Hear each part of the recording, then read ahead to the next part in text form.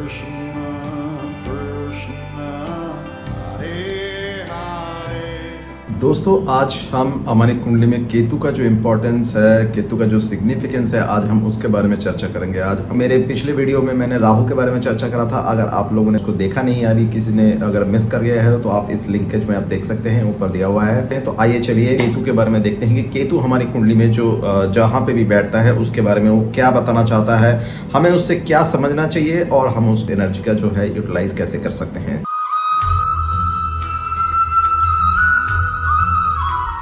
तो दोस्तों, मैं हूं आचार्य सुमन मुखर्जी और मैं आपको स्वागत करता हूं आपका अपना चैनल एस्ट्रो क्विज बाय सुमन में। दोस्तों, केतु हमें पता है कि केतु हमें सेपरेशन देता है। केतु जहां पे बैठता है वहां पे उस चीज़ों से हमें जुदा करता है, उस चीज़ों को स्लाइस कर देता है, उस चीज़ों से जो है हमें अलग कर देता है। केतु एक ऐसा एनर्जी है जो सेपरेशन, जो स्पिरिचुअलिज्म, इन सब चीज़ों को दर्शाता है।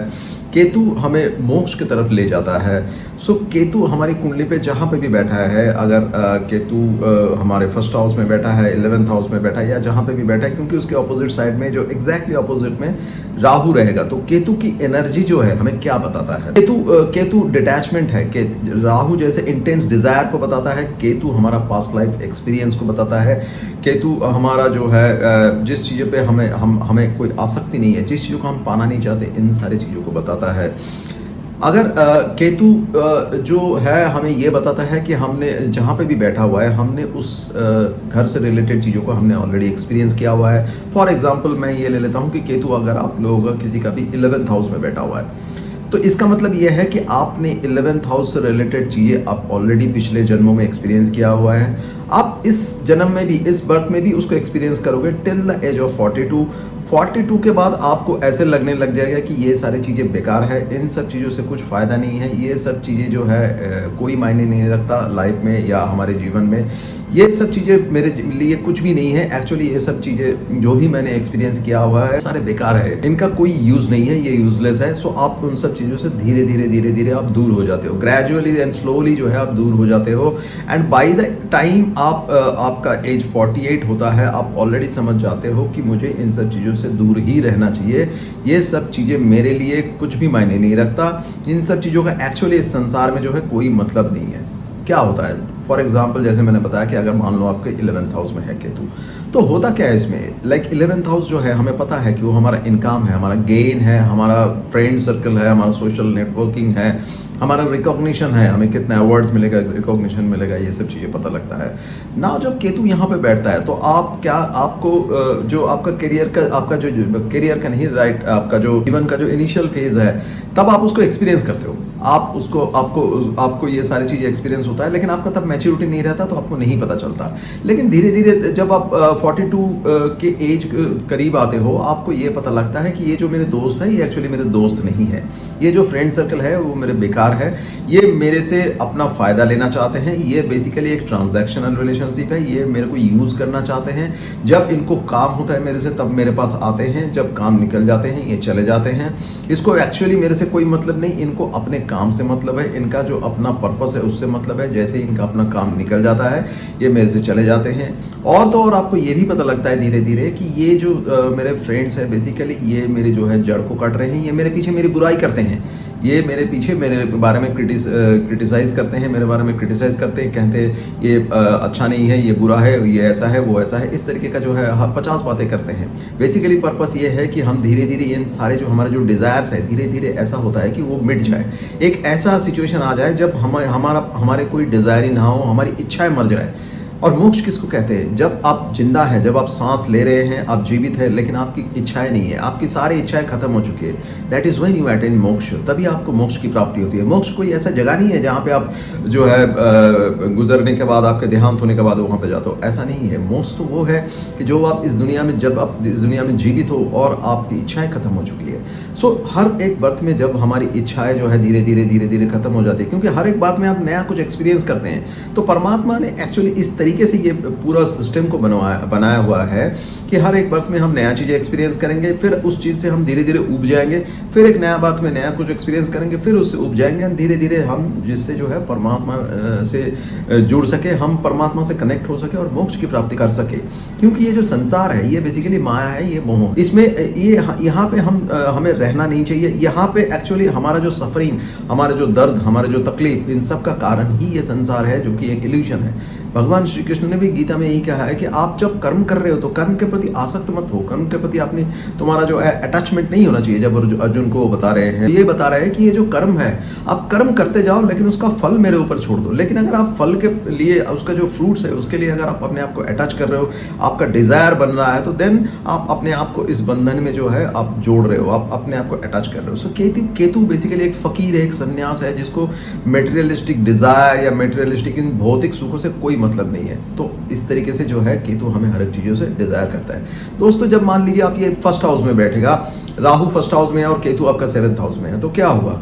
आपको पार्टनरशिप से केतु डिटैच करेगा। आपको लगने लग जाएगा कि ये जो मेरे पार्टनर है, चाहे वो बिजनेस पार्टनर हो, चाहे वो आपका लाइफ पार्टनर हो, आपका स्पाउस हो, जो भी हो, आपको लगेगा कि इनके साथ मेरा जो संबंध है सिर्फ इस जन्म का है, ये जन्म जन्म का नहीं है, और इनसे मुझे कुछ नहीं मिलने वाला। मैं इनके लिए कितना भी कर दूँ, कुछ भी कर दूँ, लेकिन ये कभी भी सेटिस्फाई नहीं होंगे, मेरा इससे सोल सेटिस्फाई नहीं होगा। आपको ये सब चीज़ें पता लगता है। आपको पता लगता है कि आपका पार्टनर जो है आपके बारे में हो सकता है दूसरे के सामने आपके बारे में बुराई कर रहा हो, आपके बारे में क्रिटिसाइज कर रहा हो। तो इस तरीके से आप पता लगा सकते हैं। केतु अगर मान लीजिए आपका 2nd हाउस में है, देखिए मैं हर हाउस के बारे में तो डिस्कस नहीं कर सकता, क्योंकि फिर वीडियो बहुत ज़्यादा लंबी हो जाएगी, आप लोग फिर जो है कमेंट करेंगे कि वीडियो बहुत लंबी है। तो इसीलिए मैं आपको जस्ट एग्जांपल दे रहा हूँ जिससे आपको समझ में आए। केतु जब आपकी 2nd हाउस में होगा तो क्या होगा? 2nd हाउस जो है हमारा फैमिली का है, हमारी फैमिली वैल्यूज़ है, हमारी वेल्थ को दिखाता है, हमारे एक्यूमुलेटेड वेल्थ जो हमारा धन है उसको बताते हैं। आपको 42 ईयर्स तक आपको सारा चीज़ ये एक्सपीरियंस आप करेंगे, आपको पता लगता जाएगा। बाय द टाइम आप 48 पे पहुंचते हैं, आपको ये पता लग जाएगा कि ये जो धन जो मैं इकट्ठा कर रहा हूँ, ये जो फैमिली के लिए मैं इतना सारा कुछ कर रहा हूँ, ये सब बेकार है। क्योंकि अगेन ये ट्रांजैक्शनल रिलेशनशिप है, ये मेरे साथ इस जन्म में है, अगले जन्म में रहेंगे या नहीं रहेंगे पता नहीं। इनके साथ मेरा एक कार्मिक लीनिएज है, कार्मिक लिंकेज है, मेरा कार्मिक डेट है। मेरे पिछले जन्मों में इन्होंने मेरे लिए कुछ किया होगा जिसकी वजह से मुझे इस जन्म में इनके लिए करना पड़ रहा है। मैं इनके लिए कर रहा हूँ क्योंकि मेरा कार्मिक डेट जो है, मेरा जो उधार है, जो मैं कर्म का जो उधार है उसको मैं चुकता कर रहा हूँ, और बस और कुछ नहीं है। इनके लिए करने से अदरवाइज मुझे मेरे सोल को कुछ नहीं मिलेगा, मेरे सोल सेटिस्फाई नहीं होगा, मेरे आत्मा को तृप्ति नहीं मिलेगा।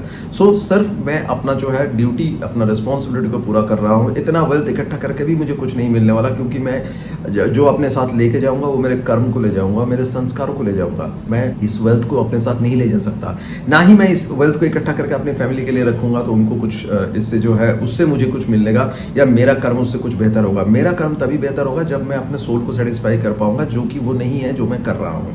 यानी कि मैं अपने फैमिली के लिए रिस्पॉन्सिबिलिटीज पूरा करूँ, जिससे मेरा जो कार्मिक लिनिएज है, जो मेरा कार्मिक डेट है, जो मेरा पुराना उधार है वो चुकता हो जाए, बस इससे ज़्यादा कुछ नहीं है। केतु जब आपका 4th हाउस में बैठता है तो आपको ये पता लगता है कि ये फैमिली, इतना जो मैं सुख सुविधा जो मैं भोगना चाह रहा हूँ, बड़ी गाड़ी, बड़ा मकान, ये सब जो मैं कर रहा हूँ, मैं अपने घर के लिए जो कर रहा हूँ, अपने होम लैंड के लिए जो कर रहा हूँ, अपनी मातृभूमि के लिए कर रहा हूँ, ये सब कुछ नहीं है। मेरा पिछले जन्मों का उधार है।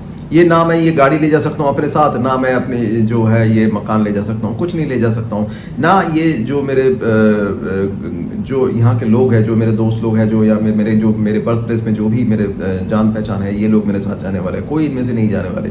इनके प्रति मेरा एक कार्मिक डेट है, एक पुराना उधार है, एक कार्मिक लिंकेज है जिसको मुझे चुकता करना है, जो मैं चुकता करके चला जाऊँगा। That's it.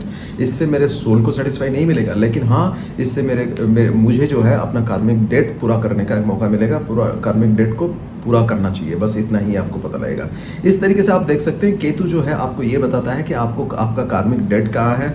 देखिए, मैंने अभी आपको हाउस की एनर्जी से कैसे केतु बिहेव करता है या किस तरीके का एक्सपीरियंस देता है वो मैंने आपको समझाया। अभी मैं आपको ये बताता हूँ कि अगर किसी प्लैनेट के साथ अगर ये युति बनाएगा, किसी भी हाउस में अगर किसी प्लैनेट के साथ अगर कंजंक्शन बनाता है तो किस तरीके से ये बिहेव करेगा या किस तरीके से आपको एक्सपीरियंस देगा और आपको समझ में आएगा।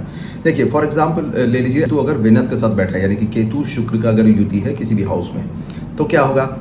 क्योंकि ये बहुत ज़्यादा मेरे पास आते हैं, क्लाइंट बहुत सारे आते हैं जिनके कुंडली में ऐसी युति रहता है, तो मैं इस एग्जाम्पल को ले रहा हूँ, आपको समझ में आ जाएगा। अगर आपका बॉयफ्रेंड है या गर्लफ्रेंड है या आपके पति है, जो भी स्पाउस है, पति पत्नी जो भी है, आपको उनके साथ बनेगा नहीं, रिलेशनशिप एस्टेब्लिश करने में दिक्कत आएगा। आप relationship not only them, boyfriend girlfriend या पति पत्नी की बात ही नहीं, आप किसी के साथ रिलेशनशिप एस्टेब्लिश करने चाहेंगे तो क्या होगा, वो रिलेशनशिप हो सकता है बन जाए, बनने के बाद एकदम से स्लाइस हो जाएगा, क्योंकि केतु क्या करता है, एकदम से डिटैच करता है, बहुत एब्रप्टली करता है, आपको समझ में नहीं आएगा। कई बार तो ऐसे भी होगा कि आपको समझ में नहीं आएगा कि इसमें मेरी गलती क्या है, लेकिन ऐसा क्यों हो गया, मतलब ये रिलेशनशिप कट ऑफ क्यों हो गया, ऐसा ब्रेकअप होने के कारण आपको समझ में नहीं आएगा, लेकिन ऐसा होगा। आप रिलेशनशिप जितना जोड़ना चाहेंगे वो उतना ज़्यादा स्लाइस होता जाएगा। क्यों? क्योंकि केतु जो है वो केतु डिटैच करता है, केतु स्लाइस करता है, केतु के पीछे आप भाग नहीं सकते। भागना है, केतु कहता है भागना है तो आप राहु के पीछे भागो।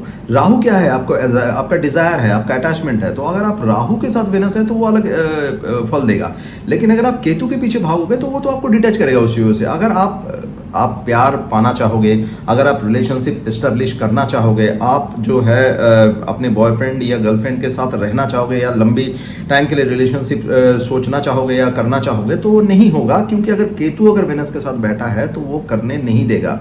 वो तब होगा, हाँ वो होगा, लेकिन वो कब होगा, वो तब होगा जब आपके जो भी पार्टनर है वो अगर उनका जो माइंडसेट है वो केतु की तरह है, यानी कि मैंने जैसे कहा कि फकीर की तरह, मतलब उनका जो है कोई भी जो भौतिक इच्छा है इस दुनिया में, यानी कि मटेरियलिस्टिक जो डिज़ायर है या जो इच्छाएं है वो मटेरियलिस्टिक नहीं होगा, वो स्पिरिचुअल होगा, वो आध्यात्मिक होगा। तो ऐसे पार्टनर के साथ आपका बिल्कुल बनेगा। उनको पैसा, दिन दुनिया, गाड़ी मकान, इन सब चीज़ों से कोई मतलब नहीं रहेगा, वो बस परमात्मा के नाम लेंगे, परमात्मा से जुड़े रहेंगे। ऐसे इंसान के साथ आप जुड़ सकते हो, बिकॉज आपने ये सब ऑलरेडी ना अपने प्रीवियस बर्थ में एक्सपीरियंस किया हुआ है। So this is not meant for you to experience this thing in this birth. आपको इस जन्म में नया कुछ एक्सपीरियंस करना है।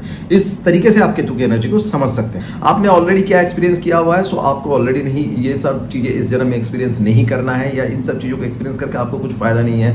आपको इस जन्म में कुछ नया एक्सपीरियंस करना है। आपको परमात्मा के प्रति जो है परमात्मा के साथ अपने आप को कनेक्ट करना है, और जब आप कनेक्ट करेंगे तभी आपको मोक्ष मिलेगा, तभी आपको आपका केतु एक्टिवेट होगा, और तभी आपको जो है जीवन में आपके सोल को जो है, आत्मा को जो है तृप्ति मिलेगी। सो इस तरीके से आप केतु की एनर्जी देख सकते हैं, क्योंकि जब केतु डिटैचमेंट आपको देगा 42 से, तभी जो है राहु आपको दूसरे तरीके से जो दूसरे साइड में जो है, क्योंकि जस्ट अपोजिट 180 डिग्री में जो है राहु बैठा रहेगा, राहु एक्टिवेट होगा और आपको जो है इंटेंस डिजायर उस घर के प्रति देगा। सो इस तरीके से आप केतु की एनर्जी को समझ में सकता है। उम्मीद करता हूँ दोस्तों आपको ये मेरा जो भी मैंने इन्फॉर्मेशन शेयर किया आपको पसंद आया होगा। अगर पसंद आया तो प्लीज़ इसको लाइक कीजिए, और आप सब्सक्राइब तो कर ही सकते हैं, क्या जाता है उसमें सब्सक्राइब करने में। आपको अच्छी नॉलेज मैं शेयर करूंगा, अच्छी इन्फॉर्मेशन दूंगा, तो प्लीज़ सब्सक्राइब कर दीजिए मेरे चैनल को, और अगर आपको अच्छा लगता है तो कमेंट करना ना भूलें। तब तक आप अपना ध्यान रखिए। हरे कृष्णा।